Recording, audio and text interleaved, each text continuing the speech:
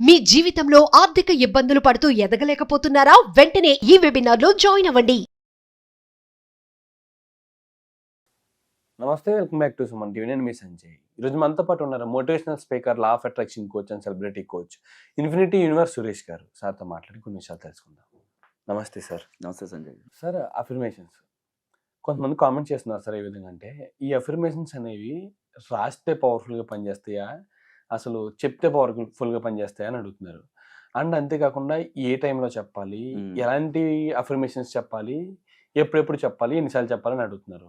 దాన్ని కొంచెం డీటెయిల్గా చెప్తారా సార్ మన వారు? షూర్. ఇప్పుడు అఫర్మేషన్స్ చదువుకున్న వాళ్ళు రాయగలుగుతారు, మరి రైతులు ఉంటారు, అవును సార్, ఇంట్లో ఉండేవాళ్ళు ఉంటారు, చదువు లేని వాళ్ళు ఉంటారు.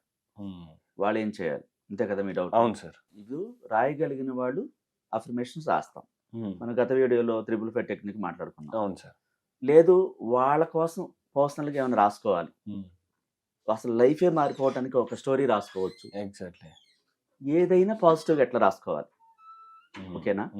ఒకరికి ఒక అనారోగ్యం ఉంది, ఫర్ ఎగ్జాంపుల్ ఏదో ఒక అనారోగ్యం ఉంది అనుకుందాం. ఓకే.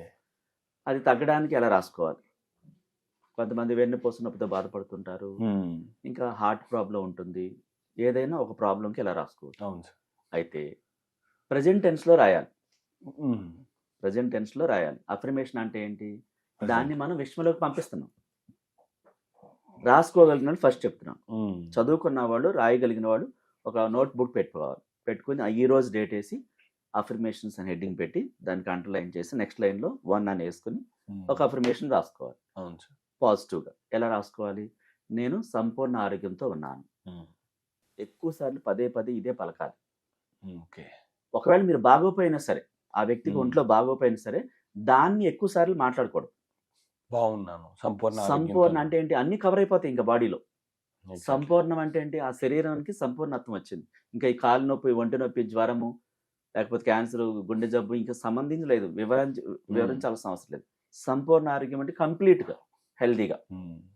దాన్ని ఫీల్ అవుతూ రాసుకోవాలి. నార్మల్గా సంపూర్ణ ఆరోగ్యం అని లోపల ఫీల్ లేదనుకోండి, ఆ స్థితిని చూడకుండా రాసామనుకోండి, పనిచేయదు. అలాగే చదువుకోలేని వాళ్ళు, చదువు లేని వాళ్ళు ఎలా చెప్పాలి? వాళ్ళు కళ్ళు మూసుకుని నేను సంపూర్ణ ఆరోగ్యంతో ఉన్నాను అని నోట్తో చెప్పొచ్చు. వాడు ఓకే. వీళ్ళు రాసుకుంటూ ఫీల్ అవ్వచ్చు. చదువు లేని వాళ్ళు, రాయటం రాని వాళ్ళు, ఒకవేళ ఒంటరిగా ఉంటే టెర్రస్ పైకి వెళ్తే, లేదా పొలం దగ్గర ఉన్నా, ఇంకెక్కడన్నా ఎవరో లేరు అనుకోండి, చేతులు పైకెత్తి చెప్పొచ్చు విశ్వానికి, ఓకే, నేను సంపూర్ణ ఆరోగ్యంతో ఉన్నాను, థ్యాంక్ యూ యూనివర్స్ అని చెప్పొచ్చు. ఫీల్ రావాలి, ఓకే, వైబ్రేషన్స్ రావాలి. ఎందుకంటే మనలో కోట్ల కణాలు ఉన్నాయి, ఎనర్జీ లెవెల్స్ బయటకు రావాలి. 5 సెన్స్ ఫీల్ అవ్వాలి. ఆత్మానందం, అనుభూతులు, ఫీలింగ్స్, యాక్షన్స్, వాయిస్. అంటే ఒక వ్యక్తిని బాగున్నావని అనేక రకాలుగా పిలుస్తారు. ఆ వ్యక్తి యాటిట్యూడ్ని బట్టి ప్రేమగా అడుగుతారు, ఇంకొకళ్ళు ర్యాష్గా అడుగుతారు, కర్కశంగా అడుగుతారు. ఆ మాత్రం అడగపోతేనే అంటారు, అటేపాడు కోపం వస్తుంది. అంటే ఇందులోనే ఇన్ని రకాల పిలుపులు ఉన్నాయి, అడగటాలు. అలాగే అఫర్మేషన్స్ కూడా మన హెల్త్ కదా అది. మనమంటే మనల్ని ఎంత ప్రేమిస్తున్నామో ఆ ప్రేమతో ఆ సంపూర్ణత్వాన్ని చూడాలి. ఆ శరీర సౌందర్యం. ఒకవేళ ఆ సమయానికి బాగోపోయినా సరే అది యాక్సెప్ట్ చేయకూడదు. ఎలా ఉండాలి దాని స్థితిని ఊహించుకుంటూ చెప్పాలి. ఎగ్జాక్ట్లీ. చాలా బాగున్నాను, థ్యాంక్ యూ యూనివర్స్. ఇంకొక అఫర్మేషన్ రాసుకోవచ్చు, నేను సంపూర్ణ ఆరోగ్యంతో, డబ్బు సంపదలతో చాలా బాగున్నాను, అందుకు విశ్వానికి కృతజ్ఞతలు. ఇక్కడ ఇందాక ఆరోగ్యం ఒకటే చెప్పాం. ఎగ్జాక్ట్లీ. ఇప్పుడు డబ్బు, సంపద అంటే ఏంటి? పొలాలు, గోల్డ్, కారు, ఇల్లు అన్ని కలిగి ఉండవు, ఇవన్నీ సంపదలు. డబ్బు అంటే కేవలం డబ్బే, సంపదలకు వర్తించదు. నువ్వు ఆ డబ్బుతో సంపద కొంటావు. సంపదలు వేరు, డబ్బు వేరు. ఓకే. గోల్డ్ డబ్బు కాదు, ఆస్తి డబ్బు కాదు, పొలం డబ్బు కాదు, ఇల్లు డబ్బు కాదు, ఇంకా వస్తువులు, అన్ని రకాల వనరులు ఉండడం సంపద. డబ్బు మాత్రం డబ్బే. ఈ క్లారిటీ చాలా మందికి తెలియదు, అందుకే క్లారిటీ ఇస్తున్నాం. సంపద అన్నాం కదండి, ఇంక సరిపోదు కదండి, డబ్బు అది సపరేట్ కోరుకోవాలి. నేను సంపూర్ణ ఆరోగ్యంతో, డబ్బు సంపదలతో. సంపూర్ణ ఆరోగ్యం అన్నప్పుడు ఆ శరీరంలో ఆ క్లియరిటీ, సంపూర్ణ ఆత్మాన్ని చూడాలి. చాలా బాగున్నాను, ఇంకా లోపల ఎక్కడ పెయిన్ ఉంది, ఇది బాగాలేదు, అది బాగాలేదు చూడకూడదు. మొత్తం అన్ని సంపూర్ణంగా ఉన్నట్టు అటు ఫీల్ అవ్వాలి. డబ్బు అన్నప్పుడు డబ్బు ఇమాజినేషన్ మైండ్ లో కనపడాలి. ఒక అఫర్మేషన్ చెప్పామంటే అది వర్కౌట్ అవ్వాలి.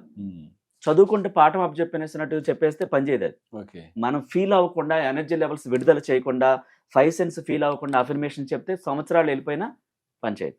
ఓకే. అందుకే గురువు లేని విద్య గుడ్డిదే అంటారు. గురువు ద్వారా అది నేర్చుకోవాలి తెలియకపోతే, ఒక బ్లాక్స్ ఉంటే. సో అట్లా చేసి ఆ సంపూర్ణత్వాన్ని చూస్తూ, డబ్బును చూస్తూ, సంపద చూస్తూ, ఆరోగ్యాన్ని కూడా చూడాలి.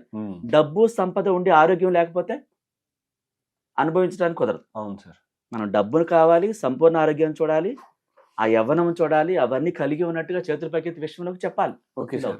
ఇప్పుడు నార్మల్గా ఒక డబ్బును కోరుకుంటాను అనుకుందాం.